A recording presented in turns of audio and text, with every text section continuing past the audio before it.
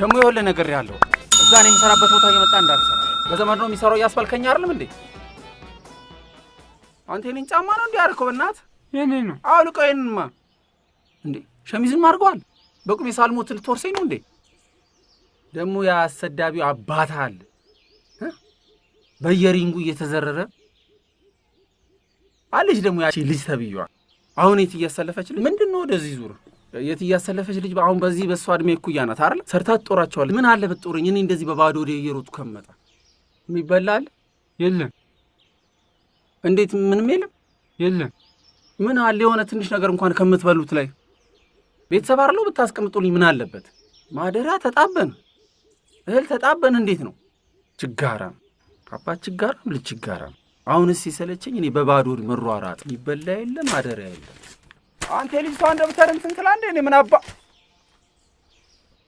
ነገሩ ይበላት እዚያ በየጫካው ከአባት ጋር አባት ሳይሆን እበት በለው ከሱ ጋር እየተሯሯጠች ምንድነው እሱ?